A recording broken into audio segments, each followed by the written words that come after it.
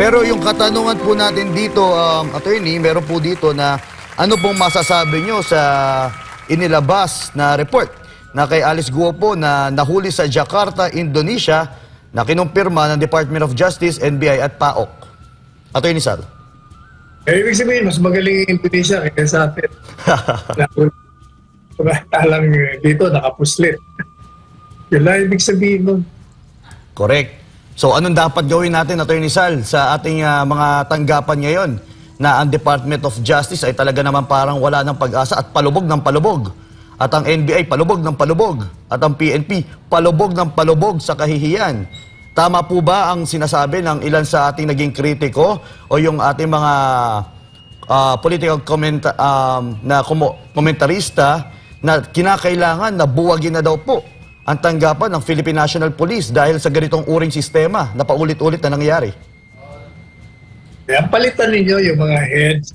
Kasi yung organisasyon, kasing galing ng namamahala dyan. Pag mahina yung bossing dyan, ano lang mangyayari? Palitan nila yung mga ahensya ng gobyerno na binanggit mo. Attorney, hindi na po kinakailangan na baguhin pa or magkaroon ng pag-amyenda. Bagkos, kinakailangan lang palitan ng isang matino o maayos na pamumuno gaya ng ating former President Rodrigo Roa Duterte. Parang ganun po ba? Exactly. Yan ang tinatawag na common sense. Correct. Kaso lang, attorney, tila nalihis ng landas ang Pilipinas sa kasalukuyang administrasyon ngayon. Dahil ang pinaglalagay sa posisyon, for example na lamang po, attorney, ang pinaglalagay sa Davao City, nilagay si Torre, na alam naman natin na very shady ang kanyang track record, sila Marantan. Yun nga po ang masaklap na tinatamasa ngayon ng especially taga Davao City. Di ba, partner? Kasi, yes, attorney. Dapat yan si Presidente Marcos Jr. Kitang-kita niya na yung ginawa nga. Panlilin lang sa nalin lang siya dito eh. Hindi siya nasabihan kung ano nangyayari doon. Sinabi sa kanya, walang pumasok dyan, sir, na may armas. Kita-kita na mayroong mga armas. Sir, walang kaya siya. O kaya, yung mama, sa paniniwala niya, totoo sinasabi ng mga tao niya, nagsalita, o tinamukha namang gago siya, kawawa. Pero, katotohanan dyan, yung mga nasa ground, kaya dapat palitan niya na yung mga yan. Ang problema, naniwala siya, sinuportahan niya.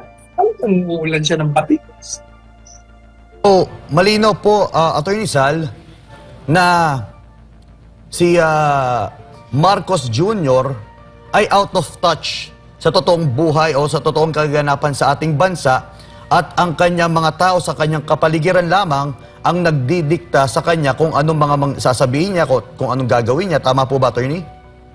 Hindi siya dinikta. Gaya ng sinabi ko sa art, this president is misinformed. He is made to appear na yung mga sinasabi nila totoo. Kaya, ang mga salita niya, puro labag sa katotohanan. Madalit sabi, since na-realize na niya yan, hindi ko rin maintindihan kasi, yung mga reporters din, nung in-ambush interview siya, nung sinabi niya, dapat, sinabi ng mga, sir, hindi, nakita ko namin, kitang-kita talaga may mga armas. Baka mali ang mga pahayag nyo, batay dun sa mga sumbong sa inyo. Ang problema, tumahimik din yung mainstream media. Kasama rin, complicit din sa mga pagtatago ang nangyayari dito sa KOJC. Saka, Attorney Sal, siguro kung itong mga ginagawa ng Marcos administration, kung nagawa ito sa Duterte admin, at the same attention ang nakuha ng Duterte administration sa mainstream media na kahit bahing lang na PRD binabalita, talagang sirang-sirang administrasyon, Attorney Sal. Pero ngayon, ang mga balita, Attorney, hindi mo marinig eh. Pero at least ngayon, nakikita ko nagkakaroon na ng coverage. Punta dyan, kahit pa paano man, nag-uumpisa na. Baka simula na yan. Tignan natin. Kasi alam mo, ang mga mainstream media, malalaking higante ang nagmamayari niyan. Siyempre, negosyo nila ang palagi nasa isip nila eh. Pero pag nakikita nila ang taong bayan, nagagalit na rin sa kanila, dahan-dahan niya. Kita mo, ngayon nandiyan na sila, medyo pinapakita nila yung mga nangyayari. Hindi kagaya nung tahimik na tahimik. Nagkakaroon din ng konting pagbabago. Yes, Pero sir. Attorney Sal, when you were presidential spokesman, how did you deal with the media? Kasi ito, sa administrasyon na to, bago ka makapagtanong sa presidente, magsasubmit muna kayo ng mga listahan ng tanong at malalaman mo lang na allowed kang magtanong kung tatawagin ka sa ambush interview. Sila yon. Nung ako'y presidential spokesperson, tanungin mo lahat na reporters, anything under the sun. Saka diretso ang mga sagot ko, wala na mga kung saan ka pa pupunta. Isang sentence lang, tapos na kagad ang usapan. Franco? Yan. Actually, patungkol dyan, partner, no?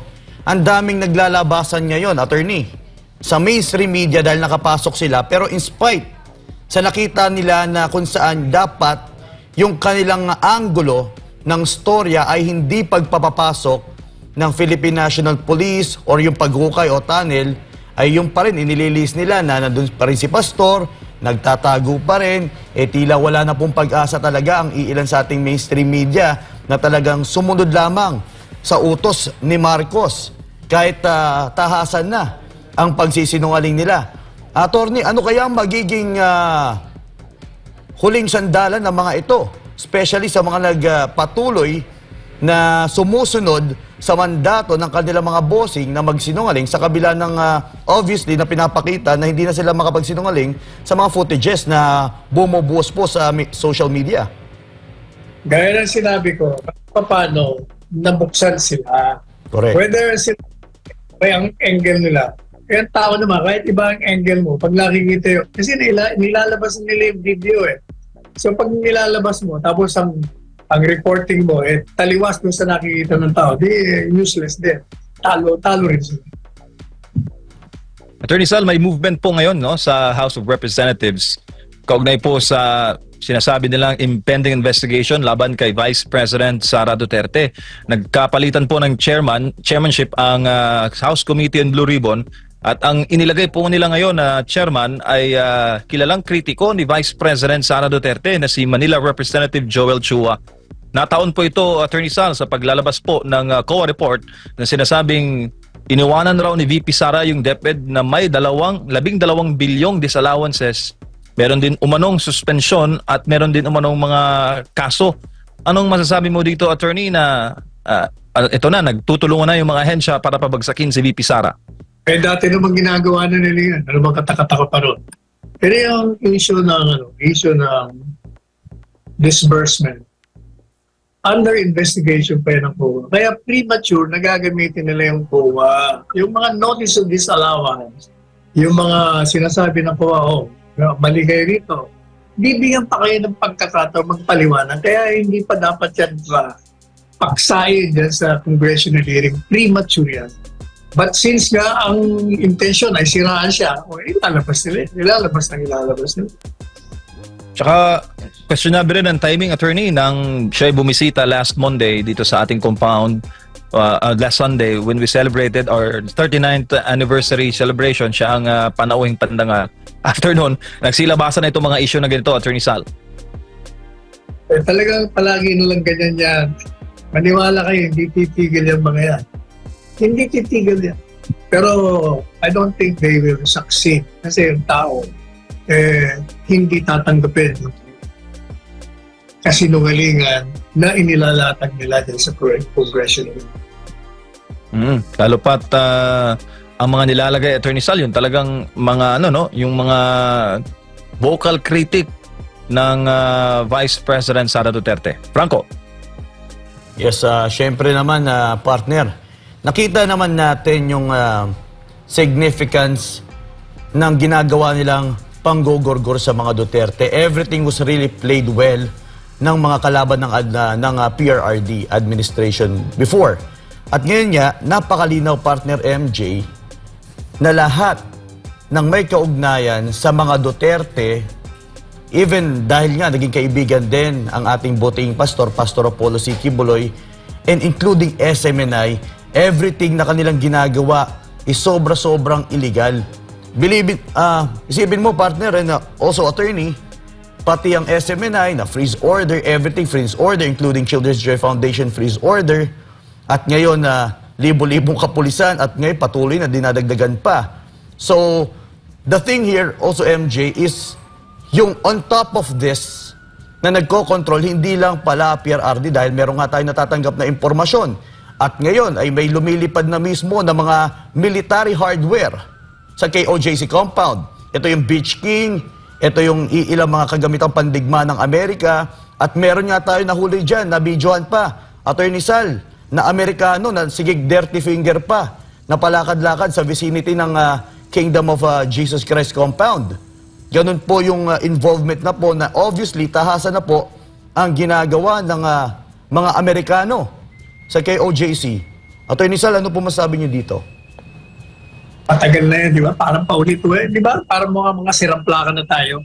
Nakakarindi na nga mga banat natin eh. Ganun pa rin ang nangyari, wala eh. Kaya sabi ko, hukuman lang. Ever since sinasabi ko, only the courts can do something about that. We have to do our job sa hukuman. Saka na yan. Tapos na ang propaganda natin eh. Lahat nakakaalam na nangyayari. Pero yung hukuman, kailangan tanggapin nila yung ebidensya yan. Submitted sa kanilang hukuman. Attorney Sal, sa recent po na bagyo dyan sa Metro Manila, trending po yung hashtag nasaan ang Pangulo. Kayo ho, naramdaman nyo yung pagtitimo ng national government sa kasagsagan po ng bagyong Enteng, Attorney? Well, ang gobyerno, kahit na sinong presidente, talagang may nakalaan ang mga pagtugon sa disaster. Lahat ng presidente, ang magiging problema, yung hinahanap nila yung tao. Kasi si Presidente Duterte dumarating. Itong si Presidente Marcos Jr. hindi nakikita. Kaya hahanapan talaga siya ng presensya niya. Tsaka sa komento ng netizens, Attorney, ramdam nila na walang nagtitimon sa bansa, mga pangunahensya ng gobyerno. Tsaka ang babaw raw na mga direktiba ng Malacanang na ang mga utos, the usual naman na routine o mga trabahong ginagawa ng mga government agencies kahit na wala pang bagyo o kalamidad, Attorney Sal. Gaya ng sinabi ko, yung lahat ng ahensya ng gobyerno, ready yan. Kasi nga, prepare na nila yan eh. DSWD, lahat yan. Ang kailangan talaga ni Presidente Marcos Jr., magpakita siya doon sa mga lugar na may disaster areas para ang tao mapil nila na nandiyan ang Presidente. Pag hindi talaga siya magpakita, magparamdam, talaga makikriticize. Thank you, Attorney. I believe, Franco, no? Yes. Kahit may masamang panahon, tuloy-tuloy pa rin yung mga activities sa Liwasan Bonifacio. Tuloy-tuloy pa rin talaga, partner. Iba't ibang issue nga yung tinatalakay natin dito eh.